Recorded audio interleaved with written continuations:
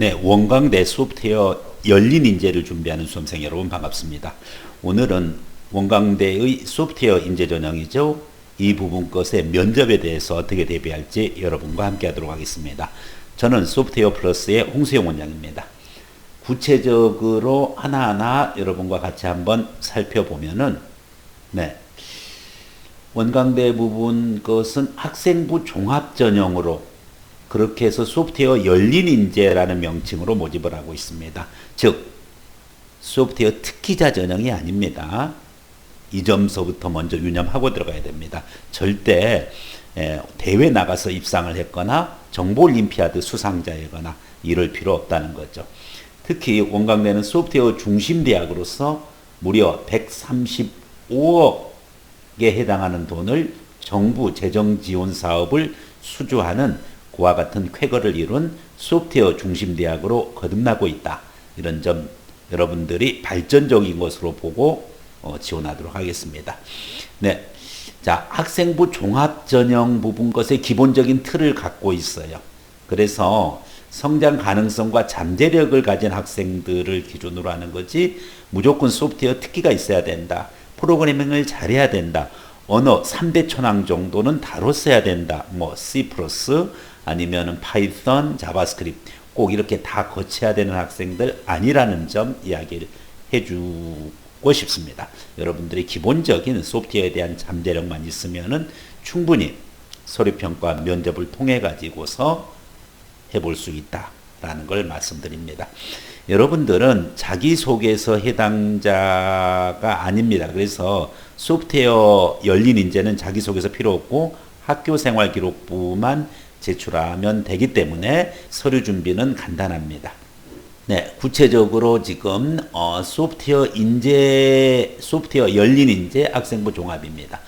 원광대 소프트웨어 열린 인재에서는 컴퓨터 소프트웨어 공학과 24명을 모집하고 있고 디지털 컨텐츠 공학과 12명 그리고 소프트웨어 융합학과 8명 그렇게 해서 무려 많은 인원을 모집하고 있죠. 전체 모집 인원이 상당수가 됩니다. 44명에 해당하는 소프트웨어 열린 인재를 학생부 종합으로 모집하고 있다. 이렇게 보면 되겠습니다. 자, 학생부 종합 전형의 일반 거 말고 여러분들은 소프트웨어 열린 인재 부분입니다. 어쨌든 면접을 실시하지만은 자기소개서 제출 없다라고 말씀드렸기 때문에 서류 준비는 좀 수월하게 해주고요. 그러면은 여러분들의 서류 평가는 학생부고요. 그리고 학교생활 충실도, 전공 적합성, 인성 및 사익성 부분입니다. 특히 학교생활 충실도는 어느 정도 교과를 보겠다는 거고요. 전공 적합성 부분인데 여러분들이 소프트웨어 관련되는 활동을 어느 정도 해왔느냐 하는 부분이죠. 자, 그렇다고 해가지고 말씀드렸지만은 소프트웨어 특기자들 학생들만큼 그렇게 정말 그 부분 것의 스펙을 쌓았어야 되느냐? 네, 그럴 필요는 없습니다. 물론 본인들이 소프트웨어 대회 나가서 외부상을 수상을 했다거나 아니면은 학생부에 기록되어 있는 소프트웨어 교내 대회에서 뭐 상을 받았다거나 그러면은 아무래도 유리한 부분 것은 있죠. 그렇지만은 반드시 그것이 전부가 아니다. 즉 그와 같은 상이 없더라고 하더라도 대회에 내가 참석했는데 그 대회의 의미를 알게 됐고 그 이후로부터 소프트웨어에 대한 많은 관심을 가지게 되었다. 그래서 진로 탐색을 해왔다. 이런 쪽으로 가도 충분히 여러분들을 어필할 수 있는 서류가 된다라는 부분 거.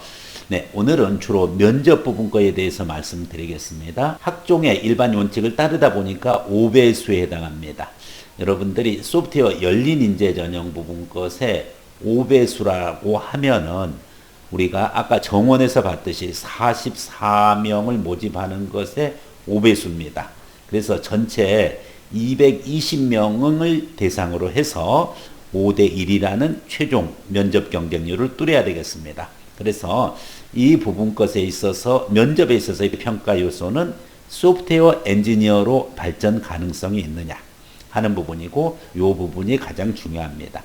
인성 및 가치관과 의사소통 능력인데 특히 컴퓨터 쪽에 또 소프트웨어 쪽에 관심이 많았고 앱 개발 또는 게임 그 앱을 개발한다거나 다양한 쪽의 활동을 하는 학생들이 많이 있는데, 네, 그런 쪽 관련해 가지고서 했던 학생들이 의외로 의사소통 능력이 떨어지는 경우가 있습니다. 면접에서.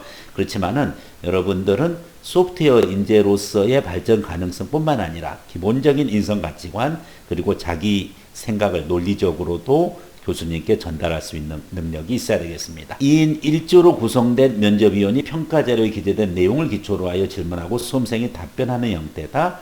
제출된 서류를 확인하는 면접이기 때문에 제시형 문제 없다, 기출 문제 없다. 네. 여러분들이 특히 생활기록부에 있는 내용을 기준으로 해가지고 얼마나 미래 소프트 인재로서 발전 가능성이 있느냐, 이 부분 것을 중점적으로 평가합니다. 그렇기 때문에 본인이 해왔던 소프트웨어 관련되는 활동이 있으면은 물론 좋고, 없다 하더라도 예를 들어서 이와 같은 방식으로 접근할 수 있어요. 소프트웨어 활동이 없다. 네, 저는 수학 교과목에서 특히 확률 통계라든지 이산 수학 관련되는 부분 것에 대한 관심이 높았습니다. 이러한 수학 교과 부분 것의 역량을 발휘해서 미래 소프트웨어 엔지니어가 되는 데 있어서 기초적인 수학 능력을 갖추고 있다고 생각을 합니다.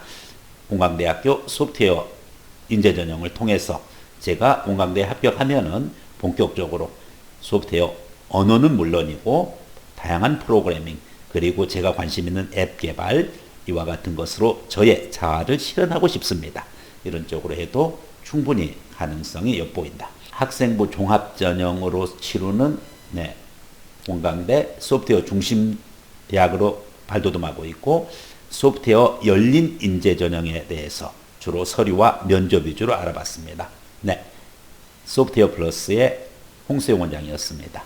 감사합니다.